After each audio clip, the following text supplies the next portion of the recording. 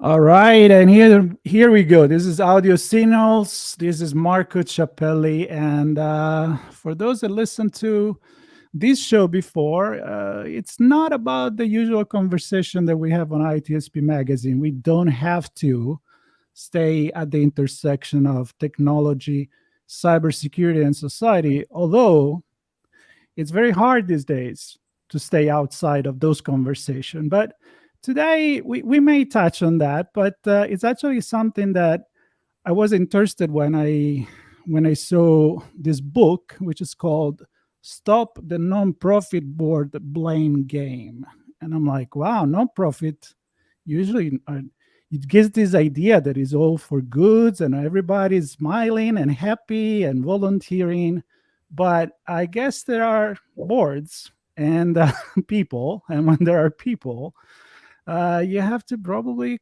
take it as an organization, look at it from a different perspective, and maybe to look at it in that way, you need to be either inside of it, part of it, or look backstage and have the experience to analyze what is good and what is bad. And of course, I can do that. I'm part actually on a couple of nonprofit as a volunteer, but I'm not part of the board. And so today, yeah, you guessed it. We're going to talk about nonprofit, and I'm going to do that with Hardy Smith, which is our guest today. How Hardy, how are you doing? Marco, I'm great. I'm looking forward to a visit. I think we're going to have some fun. Thank you for the opportunity to to share a little bit about the world of nonprofits and the nonprofit board blame game with your listeners. I'm very excited about it because I love to learn, right? I mean, you cannot know everything, of course, but it's good to be inspired by something that you don't know much about it, but it's like, hey, it would be good if we all understand a little bit better. We don't need to become master of the trade or expert, but we can get an idea. And I think with audio signals, that's what we do. We're curious about something. It's kind of like a 101 on nonprofit. So let's start with you, a little introduction about yourself and how are you so qualified to write a book about it? Well, Marco, that's a heck of a lead-in question. We could go for days, I think, on that one. It's been a very interesting journey to get to this point, but it's all been very purposeful and gotten me to a good place. My professional career background is 30 years of experience in the high performance world of NASCAR racing. And so I am not someone who comes from a career in the world of nonprofits or the social service sector. And I think that has served me well, especially in developing this particular book, Stop the Nonprofit Board Blame Game. Because from the world of NASCAR racing, what I bring into the nonprofit sector, Marco, is I would categorize myself because of my background and my training as I'm a pragmatic contrarian. So in NASCAR racing, you if you win the race, your team is going to tear down your car, tear down your engine, because they want to find out why. Why did you win? So they can be sure to replicate that the next week at the next race. And if you finished second through 40th, you consider yourself a loser. And so you want to tear down your engine and tear down your car to make sure you don't replicate whatever contributed to you not winning. So I'm very much accustomed to uh, looking for results, the finding out the why, and why does something work the way it works, and how can it be better. And so I bring that mindset into the world of nonprofits. And during my NASCAR career, I was working with nonprofits, associations, chambers of commerce all over the country, both as part of my professional duties and for my personal uh, interest as well. So that's the background of how I got to where I am today. I love what you set up. Apart from the fact that we're going to have to talk about that we're going to reap the cards no matter what. Either you're successful or not. I think it's a great metaphor. Otherwise, it's kind of like, well, I did win. And I'm not just talking about cars, I'm talking about anything, sports, business. It's like, yeah, I'm successful, but I don't know why. Well, how long is that going to last? Right? Can you understand what you're doing and obviously what you're doing right? And if you're not doing it right, yeah, wrap, open the hood and check out what's going on. So I love that. And my question that it's exactly immediately referred to that, meaning it seems to me that by leading this way, you have something to say about maybe nonprofits organization not digging into the way they run their own business. Let's call it business. You're correct, and you're very very astute and very good, a very quick observer and learner of the situation at hand, Marco. Um, in the world of nonprofits, um, the sector tends to follow best practices, and my challenge question to nonprofits is, well, are those quote best practices producing the results that you want? And quite often, the best practices one organization follows, Marco, is something that they see some other organization doing. And maybe they went to a conference, they went to a training session, they heard somebody on a podcast talk about an idea. And so a best practice may or may not be a best practice for a particular organization. It's only a best practice if it works for you. And my challenge question to the challenge question is, well, if those best practices you're following aren't giving you the results that you need, why do you insist on continuing to go down that path? And that's what I discovered, in as far as board member relationships go with the nonprofits they serve, and that discovery is what ultimately led to the book. Well, that makes total sense because obviously, what works for an industry may not work for another. I mean, that's Right. pretty intuitive, and the fact that you're a nonprofit doesn't make everything the same. So let's talk about the board because again, a lot of people may look at a nonprofit as a lot of volunteers with one goal in mind and they do something. And I can see that when it's a small local community, nonprofit organization.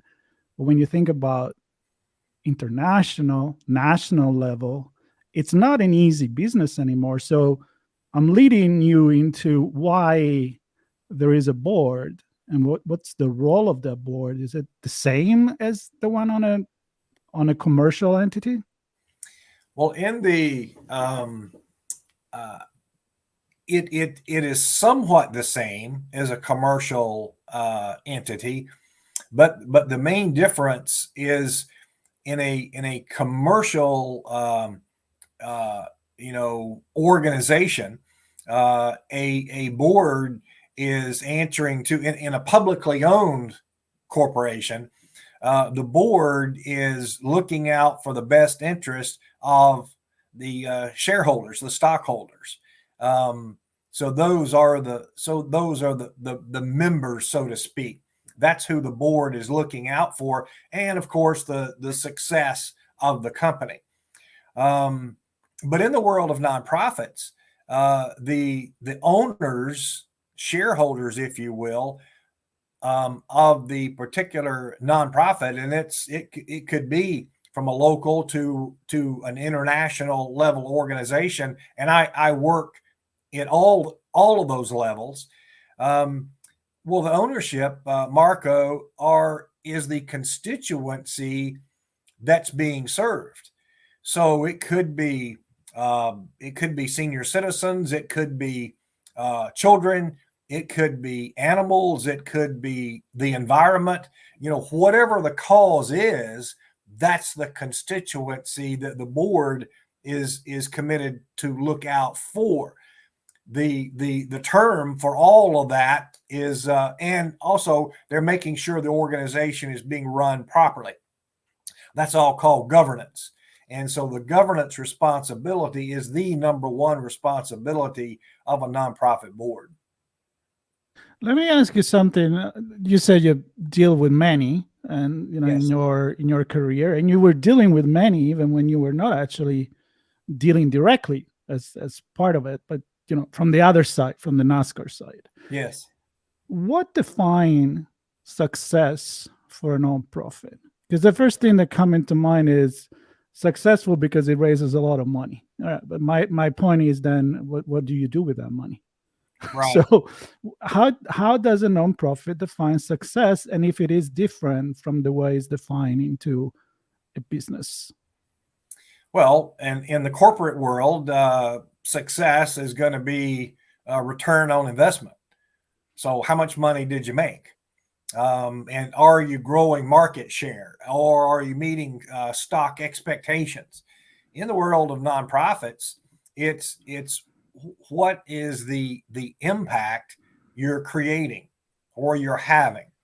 So it's not necessarily about raising money. The measurement, that the amount of money being raised is not necessarily the measurement. The amount of money being raised is a mechanism for achieving the particular goal that your organization has. And that's how you put yourself on the screening of the constituent. Like, okay, Right. I gave money, I am a volunteer, I subscribe to this because I care about the environment. And then, despite the fact that they do have a lot of money, they may not do this. And so the question is, what can go wrong then? Why are they not performing?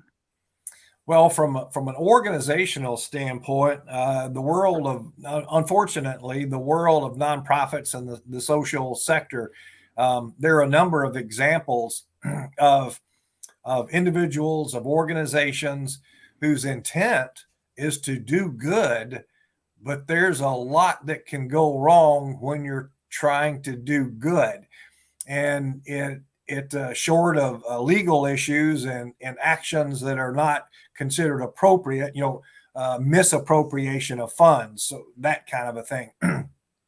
But so that kind of set aside, but you can not achieve the success that you want, not achieve your mission statement, simply because you're following those practices that are not good practices. You think they're best practices, but kind of calling back to that comment earlier, but they're not best practices for you. You're not getting the results that you want. And one of the key things is that in my opinion, Marco, a board and the board members should be considered a high value asset. And that's where a lot of nonprofits, in my opinion, go down the wrong road. They have a group that they have a high expectation for, but don't use them properly and in an appropriate way so that they maximize the benefit of what they've got, the talents and experience and the passion that board members typically bring. So why? Well, Is it a lack on the? Let me yes. define the question. Why is kind of pretty open, but why the members do not perform? Is there a lack of incentive for them to perform? Is the question about board members? Board Both. members not I mean, performing? whose fault is Okay. if the board members don't perform? Let's try to Okay. get to, if there is a pinpoint, a balancing act.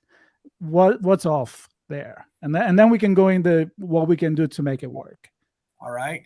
Well, again, very, very astute question, because answering that question is exactly what did lead to Stop the Nonprofit Board Blame Game, the book.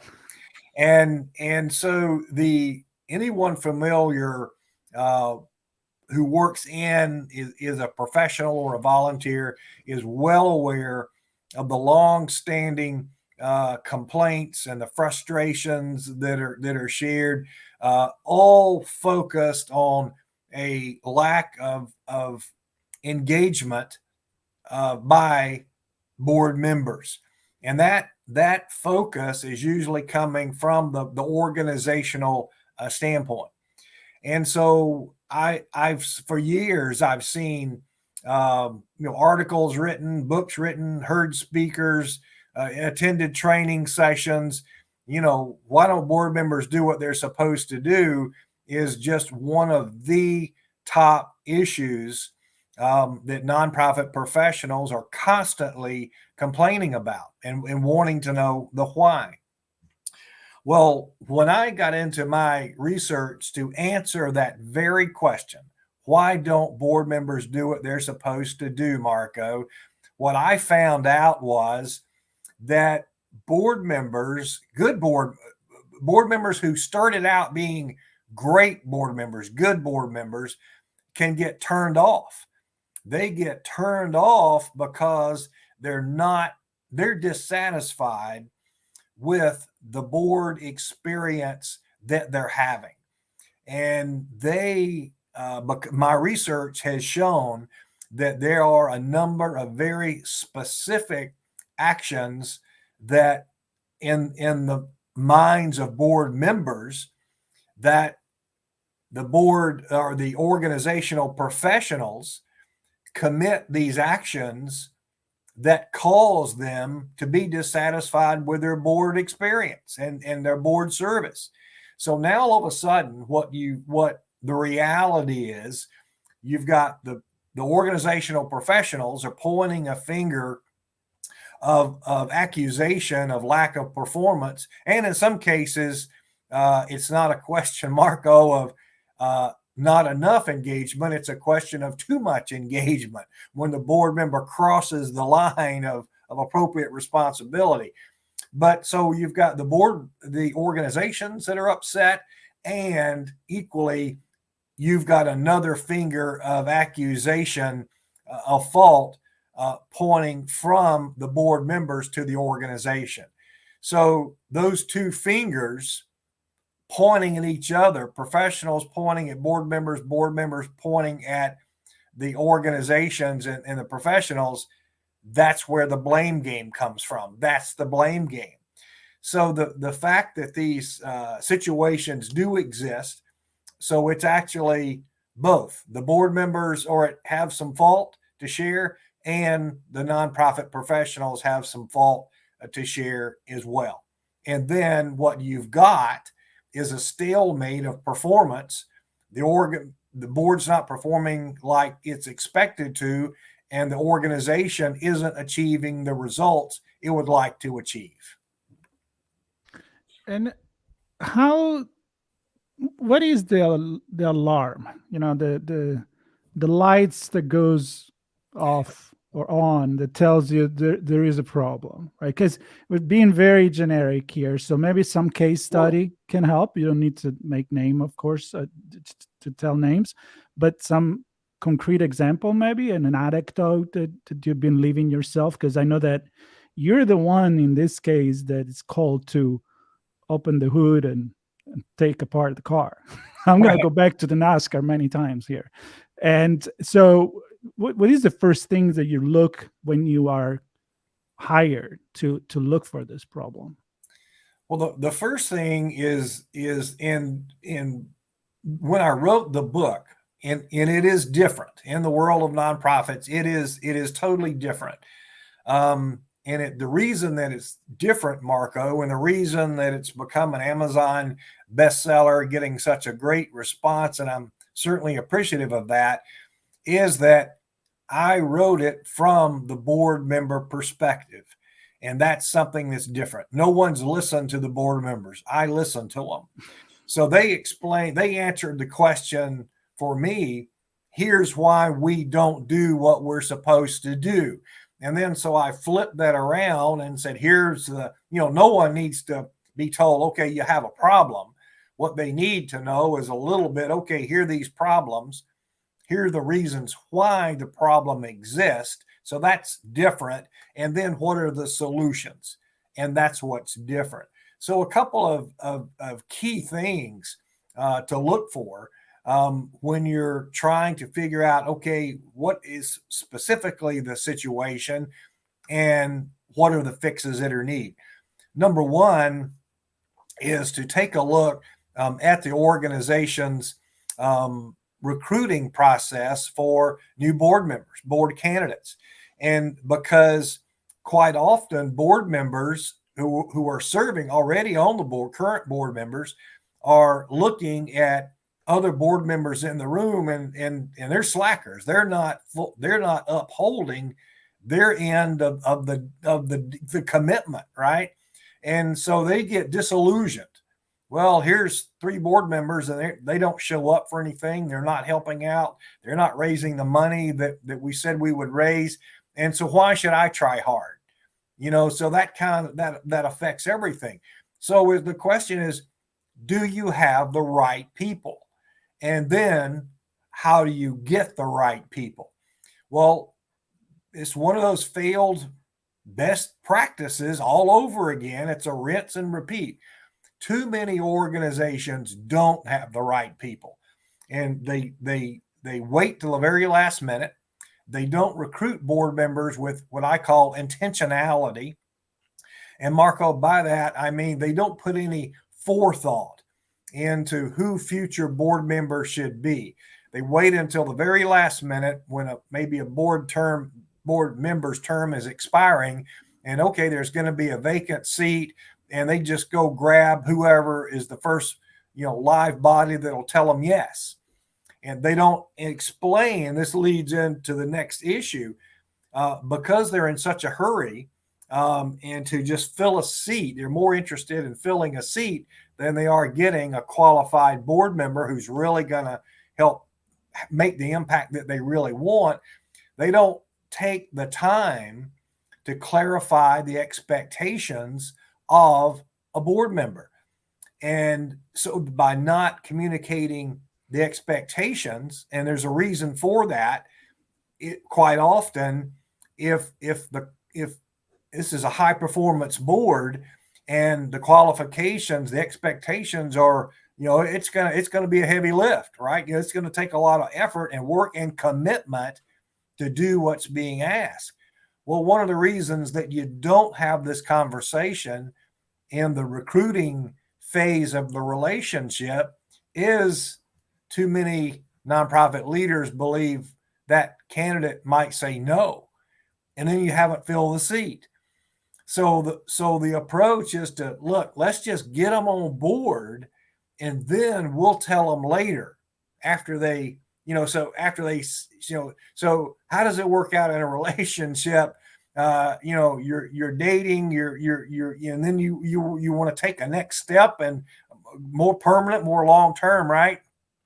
And you see a few flaws, you see some things that you would like to talk about, that you would like to, where you would like to see the relationship go, but you say, I'm going to wait till we get to the altar and take care of the I do, then I'll lock them in, then I'll go back and explain what's expected. How well does that work out? Well, there's a reason why the divorce rate in the United States is what it is, right? So it's the same thing. These are all relationships, and so you haven't recruited with intentionality. You haven't focused on what it is you're looking for your board members to do. You haven't achieved clarity and acceptance on what the expectations are, and now all of a sudden you're stuck. And I call it you're having board members who are slot fillers. They're not really nice people, good people, but they're not the ones that you need on that particular board. So not having the right people is a top issue as far as the reasons that board members don't do what they're supposed to do. It's predictive. The outcome is predictive. So I made a few points in my head and a few notes here because I just had not too long ago a conversation about inspired leadership and how it was very similar to what you're saying, meaning company will hire an expensive CEO because it was very successful, let's say, in the entertainment industry. But Sure. they hire for, I don't know, a tech or a healthcare. And this person comes in, is well qualified for that, brings his own team of people because they like to work with the same Right. team. But Mhm. all of a Right. sudden, they don't understand the business, or even worse, they're not passionate about it. So the key words that I wrote down here is future, change, strategy, and long term. And long term and future goes together. But to build a question out of this, I'm going to go with you have to get somebody that is passionate about what that nonprofit is passionate, so it doesn't get bored to it. Somebody Right. that can think in the long term because it has to adapt to changes through societal changes. I mean, I always think technology changes, but of course, those come with cultural changes as well. Right. And to have a strategy. So if you don't know where you want to be in 10 years from now, you can hire the first person to walk in the street because he knows as much as you do, right? So Sure. are these part of some of the tips? Because I want you to get into some of the tips to actually get the right members and make the car win. Well, it's really interesting. Another great question. Um, there is some very compelling research done by the organization Board Source, and I'm a member of Board Source as a disclaimer.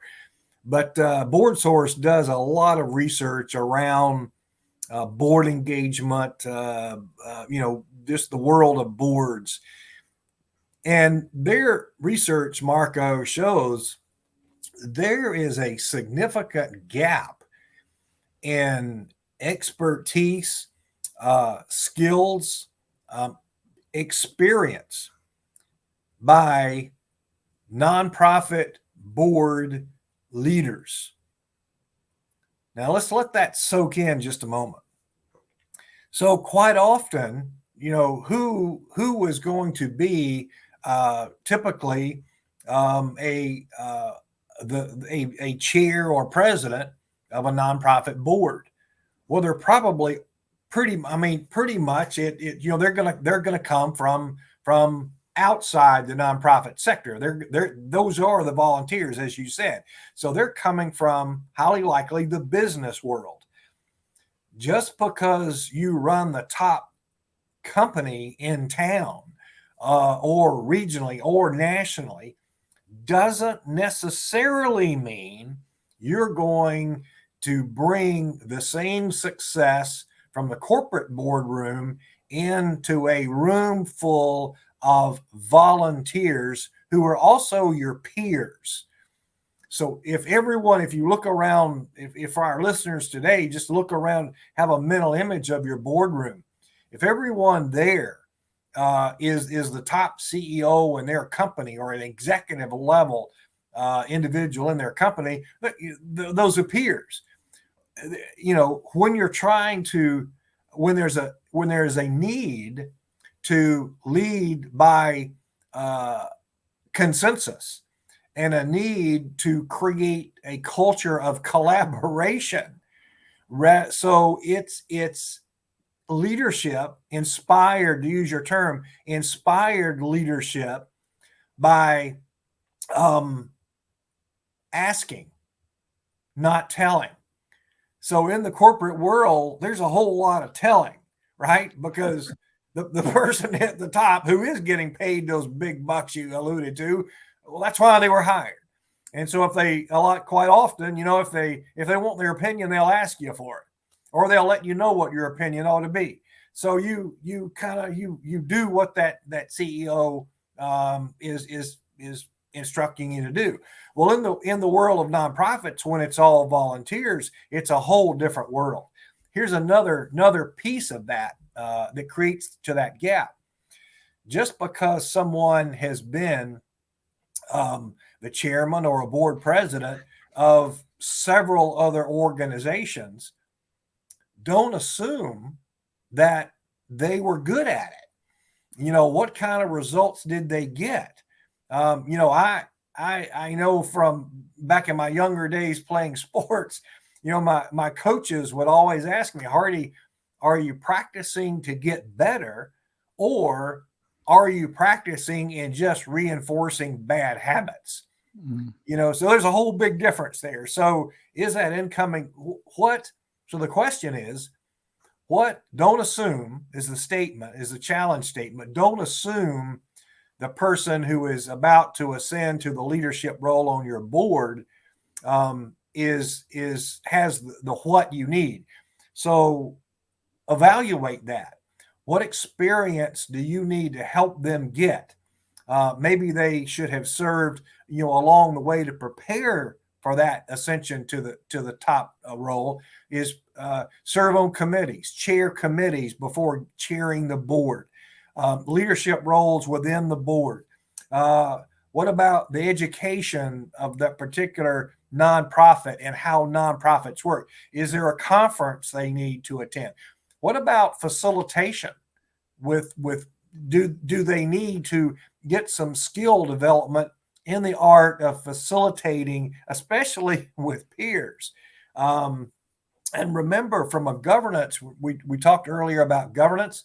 Part of that governance role is to ask questions. It's to challenge. When I talk about myself being a pragmatic contrarian, well, that's all in a positive way. It's in a constructive way, not a deconstructive way. So board members should be expected and allowed opportunities to question and challenge. So, but to keep all of that moving in a positive direction, does that chair have the facilitation tools that they need? So that big gap is a very real issue in the world of nonprofits. It makes sense. I mean, you have the people that work the floor.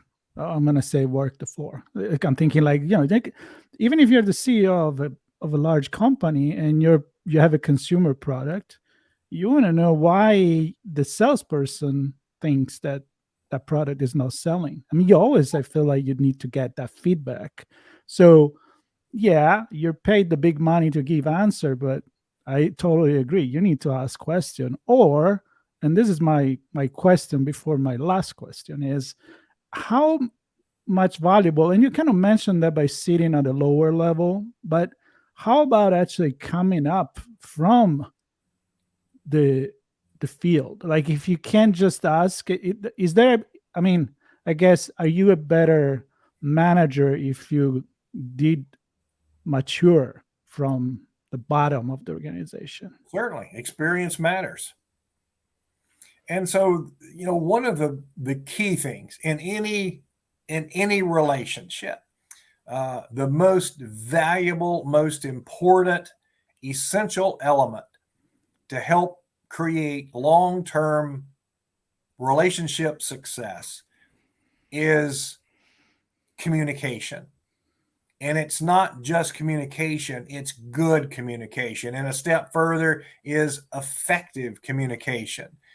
So from an organizational standpoint, it's not about another email or another report or another newsletter. It's not about more. It's about, are you being effective?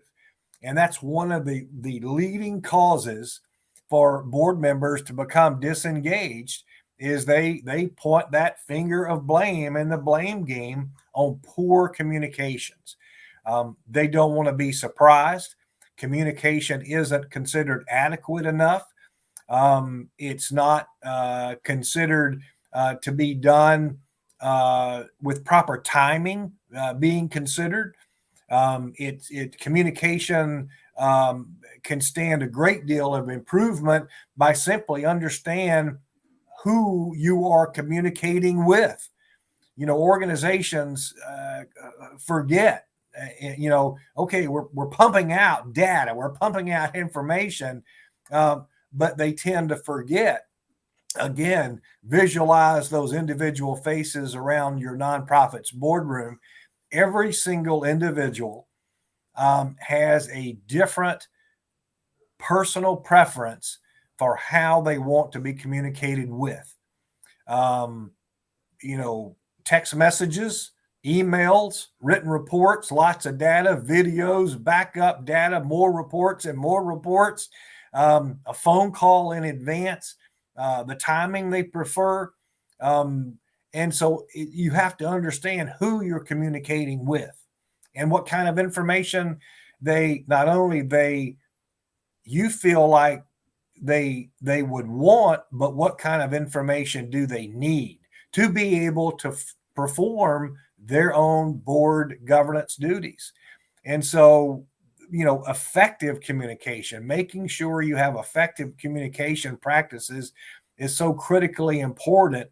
And one final thing, the most important part of good communication is what? It's listening. So are you listening to your board members? So when these high value assets have ideas and suggestions and questions, they want to feel like they're being listened to. And if someone in a conversation, in a relationship conversation, if someone is their comments are being acknowledged, the other party is being an active listener, well, the person that's doing the talking feels like they're valued, they're important, they're appreciated. So all of those things come into the mix and helping create a board that meets engagement expectations. That's a fantastic point to kind of wrap this, because I agree, communication is key. And talking about communication, I'm going to go with my last, let's say, lead to you to pick your brain and express your idea about the future of nonprofit. And I'm going to touch connecting with the communication you mentioned, email. You mentioned, and I'm thinking, like, there's so much technology nowadays that you can use. I mean, we use it even too much, right? But do you feel like that using the right tools, the new technology, and you come from a very fast-paced technology world, NASCAR, Yes. where everything is all 5 minutes ago. Right. So for nonprofit, are they going to have an edge in not competing with each other? Because I don't feel like nonprofit compete with each other, but an edge into succeeding by tapping into the technology that is available instead of thinking old school in a way. And so based on that, quickly to wrap it, and feel free to make a pitch about your book as well, is there a role for technology, and what's the future of a successful nonprofit from your perspective? Well, that's what a great question. So you're on a hot streak with great questions, Marco. Thank you.